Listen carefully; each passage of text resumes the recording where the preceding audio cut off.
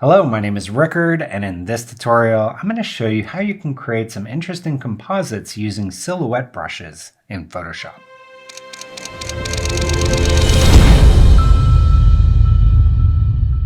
If you'd like to follow along, I have included a link in the description of this video to all the assets that I use in the course of this tutorial. And if you want to purchase my full set of silhouette brushes, I've also included a link to those. I do currently have them on discount, so I suggest you buy them. They're very fun to use, and as you'll see in this tutorial, with just one click, you can really create some interesting composites. So let's dive into Photoshop.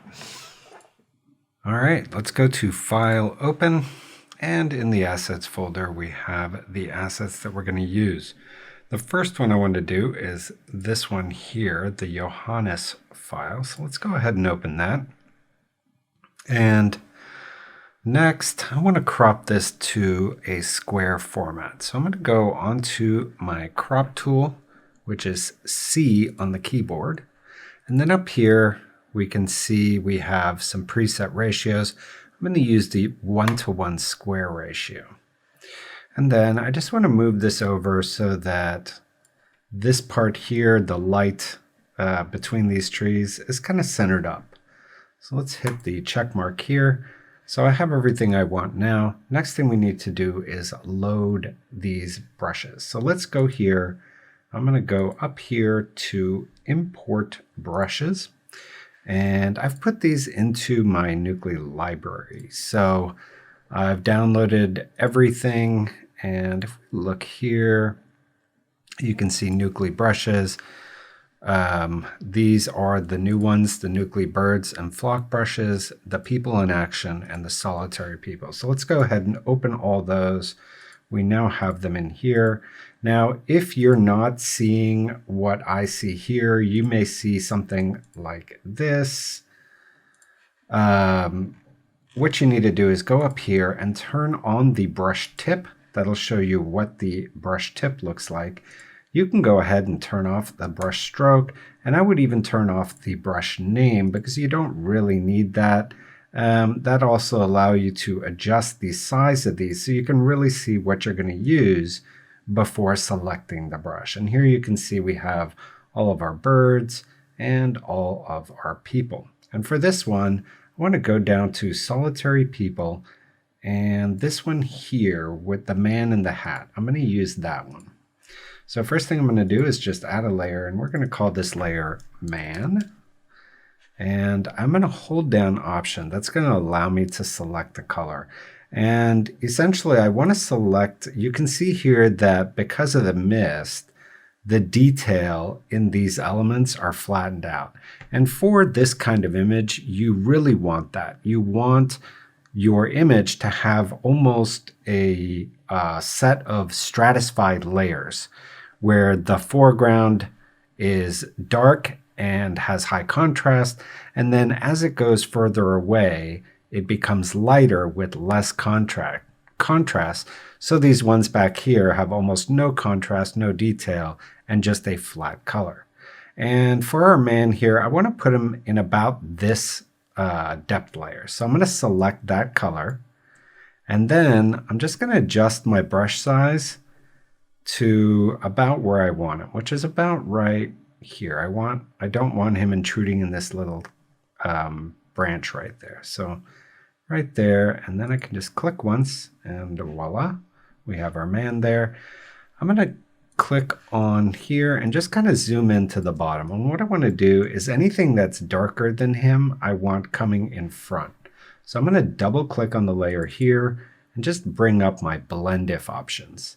And the blend if allows you to blend based on the layers below. So in this case, I don't want it blending inside the dark part of my bottom layer. So if I start dragging this to the right, you can see now these darker parts are creeping in front. So simple as that. And then if I hold down Option, I can get rid of the clipping that's happening there, make it a little bit more of a soft transition. So something like that. Now what this does is it just puts a few elements in front of his feet, makes it look a little more realistic. And then what we're going to do is also add a little bit of mist in front of him. And that'll help solve the illusion that this is a silhouette of a man and not just a little pasted in layer. So let's add one, and we're going to call this glow. And for this, I'm going to go onto my gradient, select the radial gradient, make sure I'm on basic, transparent, or foreground to transparent, which is that one. And then I'm going to hold down Option again, select this foreground color here, and then just make a small gradient like this. Then go back onto my Move tool, go Command T for transform, and then I'm just going to transform this so it kind of fills in this shape right here.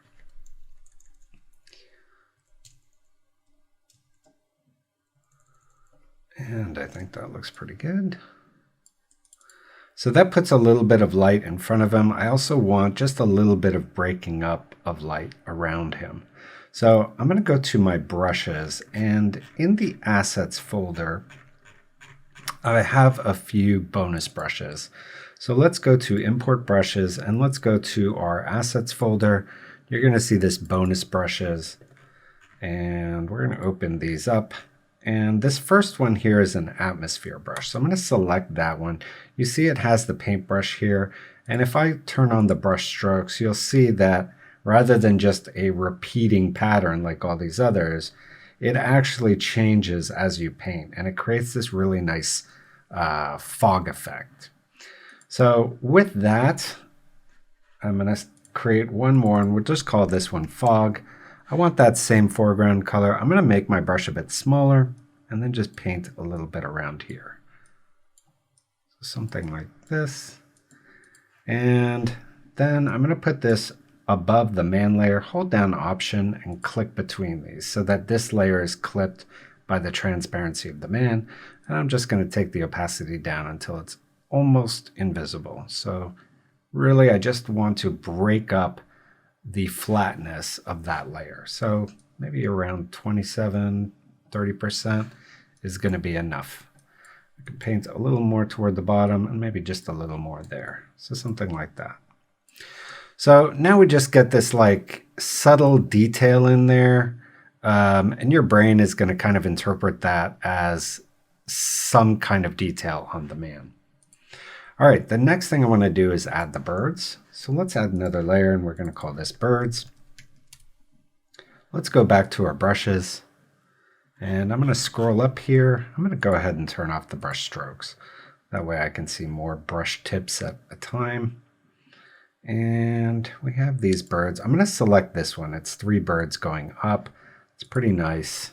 And for this, I want to select this back layer. So whereas I selected this tree for the man, for the birds, I'm going to select this kind of back tree here. It's going to be a little bit lighter. And I want the birds about there. Okay, so because this bird is coming in front of this branch right there, I do need them a bit darker. So I'm just going to do Command M to bring up my curve. Just going to bring that down. Try to match it with that branch right there. So just a little darker does the trick.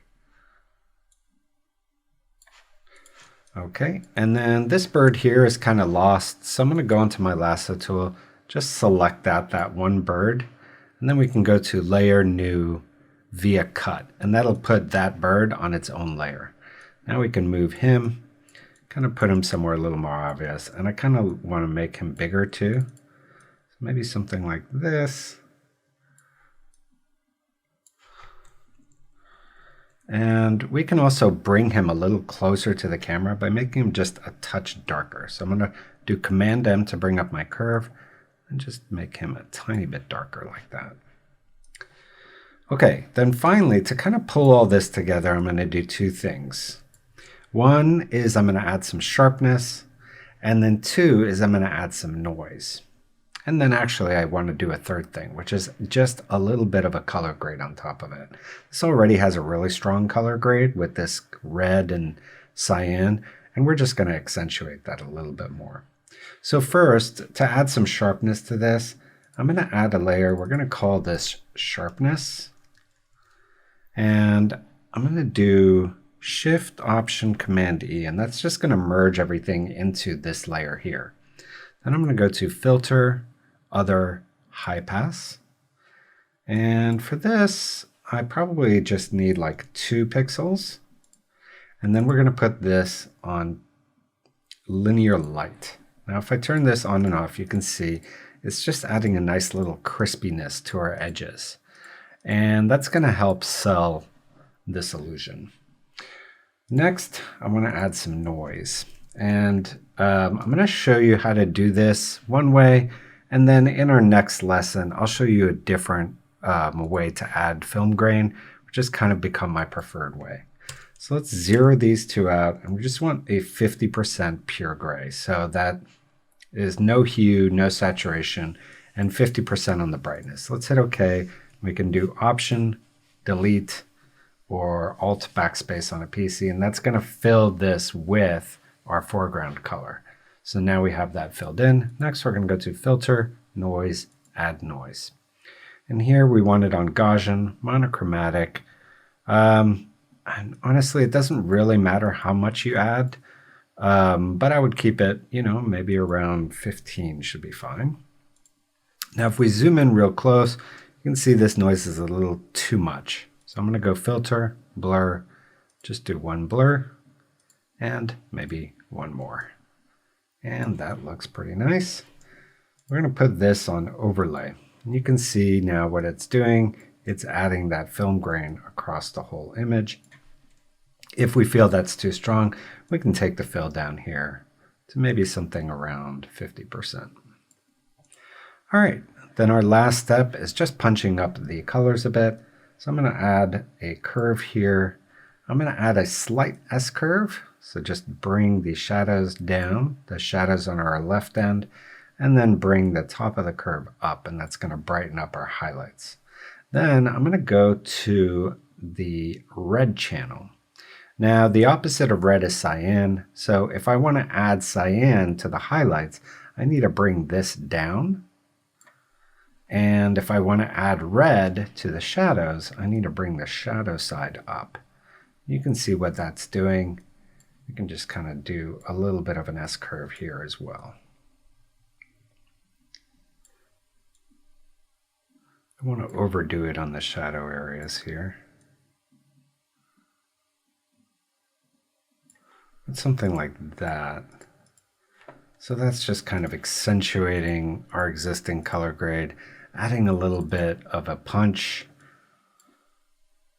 with the S curve.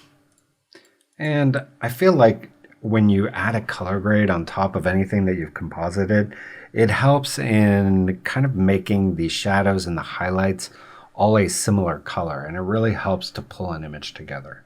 So here you can see the before, and there's the after. So let's go ahead and close this one. And we can call this Man in the Forest.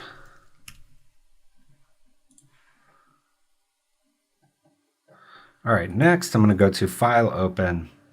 And for the next one, we're going to start with this Daniel Lincoln file. And I want to put like a man standing on a little cliff. So let's go to File, Open. I've got another file here, which is this James Donovan. And we're just going to rip off this mountain for it. So let's go into our Quick Select tool. I'm just going to start painting over the mountain. And Photoshop is going to do the work for me here. It's going to select that out. Now, I don't want any kind of edge, so I'm going to go to Select, Modify, and just contract it by 2 pixels. And then I'm going to do Command C, close this, and do Command V. We're going to call this Foreground Mountain. And I'm going to do Command T for transform, right mouse click, and flip horizontal. I want to scale this up quite a bit and then push it down. And I kind of want this little jagged part right here to line up with this ray of light. So something around there. All right, now this needs to be significantly darker. It should match really the dark tones of this. So I'm going to go ahead and add a curves layer. And on my curves layer, I'm going to click on this right here, which is going to make it clip to our layer below, I'm just going to bring the top of the curve down. That's going to make the whole thing just add black to it. And that really almost does the trick. And then maybe just pull it down a little bit more here. And honestly, I think that is all we need to do on that. Now we are losing the edge of it here. So to fix that, I'm going to add another layer here, and we're going to call this fog. And let's go back onto our brush tool, go to our brushes here. I'm going to scroll down to my Nucly bonus brushes and select our fog brush again. And then I'm going to hold down Option, select the color of this existing light ray here, and then just start painting some fog along this edge. And I think that looks pretty good. We can always adjust the opacity a tiny bit, but overall that looks pretty nice. All right, next let's go ahead and add our character. And for that, I'm going to go to my brush tips, and under our solitary people brushes, I've got this character here who looks like he just climbed something. I'm going to grab him, hold down Option, select this kind of brownish color here, and then just make my thing smaller. I'm going to flip him around too, but I'm going to do that after I've just painted him. It's a little easier to do than trying to do it in the brush. So I think that looks good. Then I can just go into my Move tool, do Command T for transform, and right mouse click, flip horizontal, click the check mark. I'm just going to move them into place right about there. All right, next thing I want to do is just add some birds to this to give this whole thing a much bigger scale. I think in reality, a human person would probably, their head would probably go up to like about here, but I'm trying to give the sense that this is a huge cavern. So I want to make him feel smaller in this scene. Let's go ahead, add another layer. We're going to call this birds. And for this, I'll go to my birds again. And let's see which one. I think I'm going to use this one right here. So let's select that. I'm going to go ahead and make it smaller. And then I'm going to select first kind of a dark color. So something like this. And let's make these even smaller. I'm going to click it once, and then I'm going to make another layer, put it below, and call this light birds.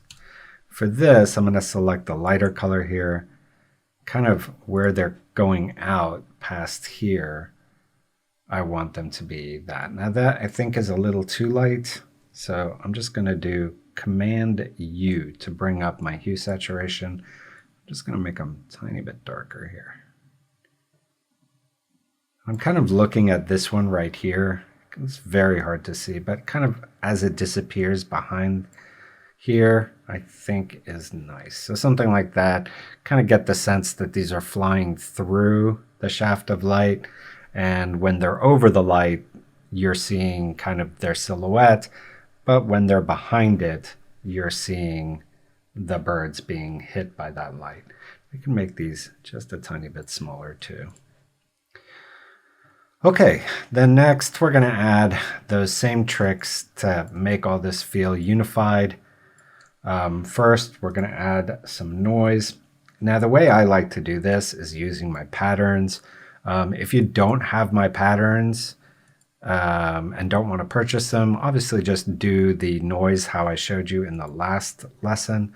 But the great thing about this is I can actually scale my noise here, and it's a pattern. It doesn't repeat. It's pretty high resolution. So I can just add this here, put it maybe on 80, put it on overlay, and I've got my noise. And we can always take the fill down if we like. I think somewhere around 74% looks good. And then finally, I'm going to do my curves on this. I don't think this needs sharpening. It's already pretty sharp, so I'm not going to do the sharpen step on this one. And for this, I'm going to go to my blues, just bring up the bottom of the blues. That's going to give like a nice blue tone to the shadows. And then pull down the top, and that's going to add a little bit of that yellow into our light areas. And then in the red, I'm going to add a little cyan to our shadows there, just a tiny bit of red to our highlights. And we see the before and after. It's pretty subtle, but it does enough to pull everything together, make our shadows and our highlights feel unified. All right, so that finishes this one. Let's go ahead and close this. We can also save it. We'll call this Man in the Cavern.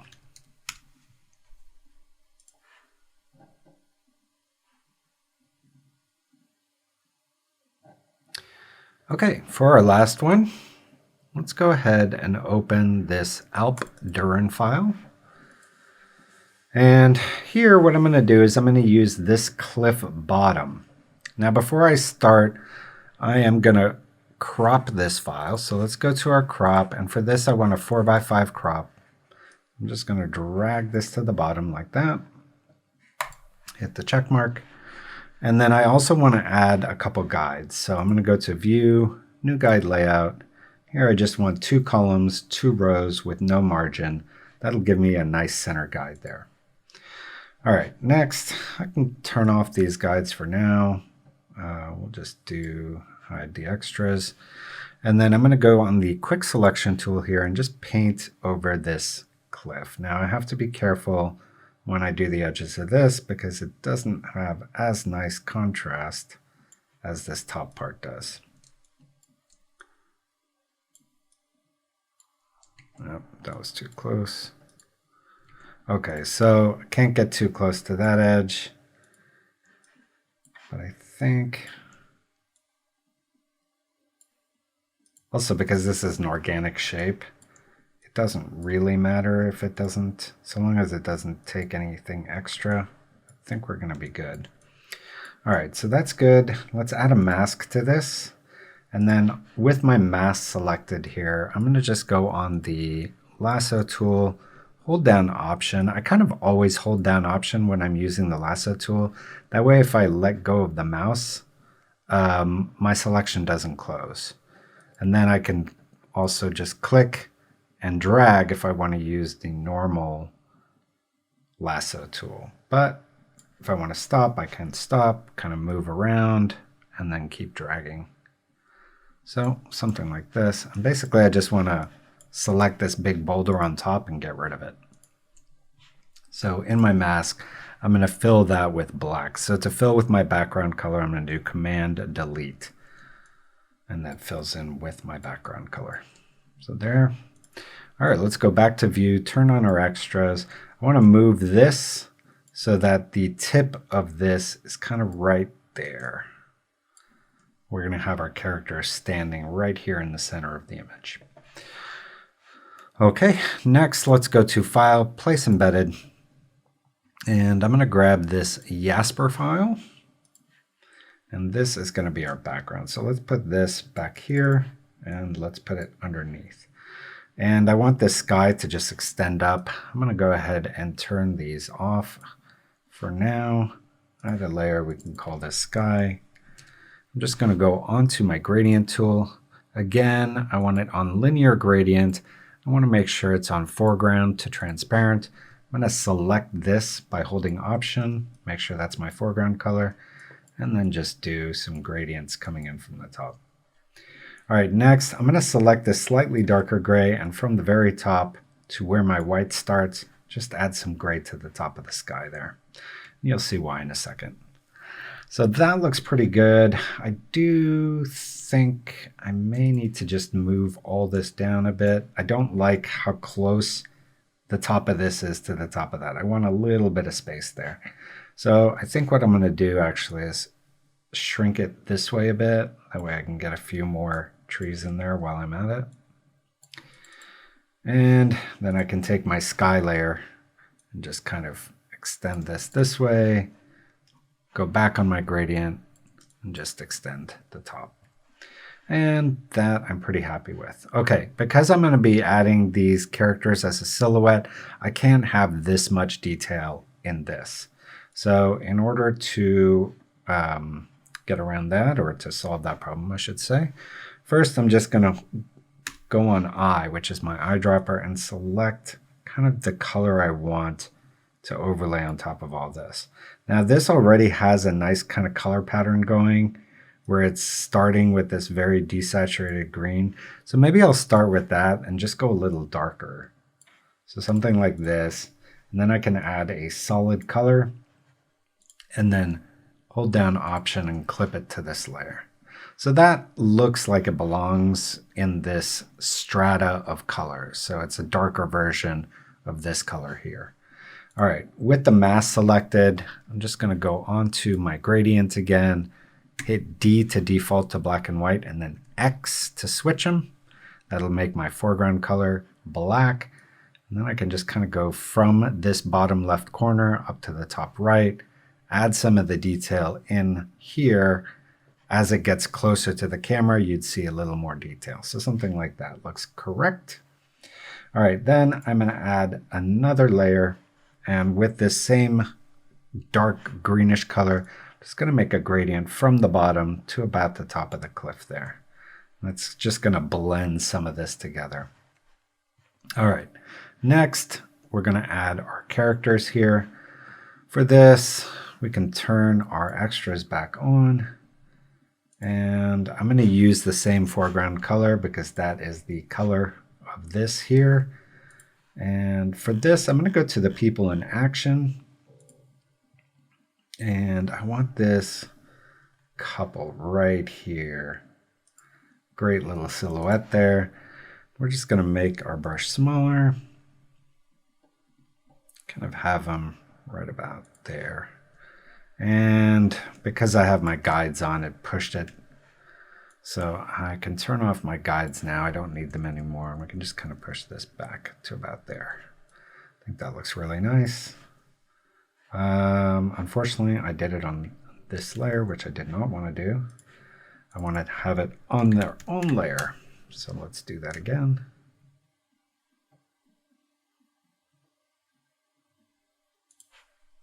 There you go. All right. And as a backdrop to them, I want a nice big moon. So in these bonus brushes, I have included a nice big moon. So if we click on this under bonus brushes, you'll see this moon. I'm going to click on that and then make my foreground color white. So D to default my colors and then X to switch them. And then we're just going to make our brush smaller here, right about there. Ooh, look at that. Beautiful. Okay, then finally, I want to add some birds. We're going to go birds here. And for the birds, I think I want them to be about this color here. So I'm just going to hold down Option, select that color, go to my brush tips, scroll up here to the birds. And for these birds, I think I will use these ones right here. No. Maybe these ones. Okay, yeah, let's use these. Let's go ahead and make these smaller.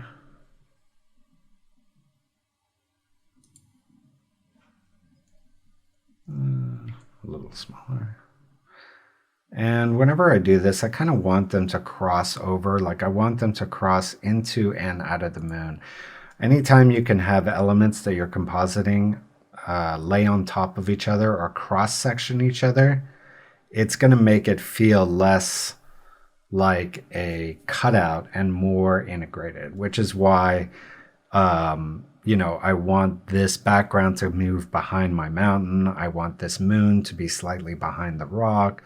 I want these birds to transition from the sky in the background to on top of the moon. All right, so with all that done, let's go ahead and do our final steps. First one is just adding some noise. I'm going to do this way. And then our color overlay, or sorry, our color grade. For this, I actually have some default color grades, which are part of my curve presets. And And we can just kind of go through this. I really like this one for it. I do think it's blowing out some of our whites, but I can always just tweak this a little bit here.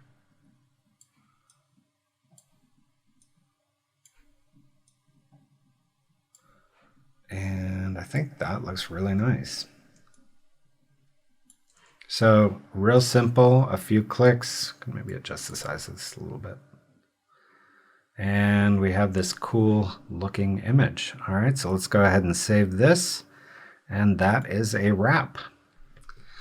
So there you have it. That's how you can create interesting composites in Photoshop using silhouette brushes. And hopefully in the course of this, you've learned some tips, tricks, and techniques that you can use in your own projects. Again, if you want to purchase the full set of silhouette brushes from Nucly, I have included a link to those in the description of this video.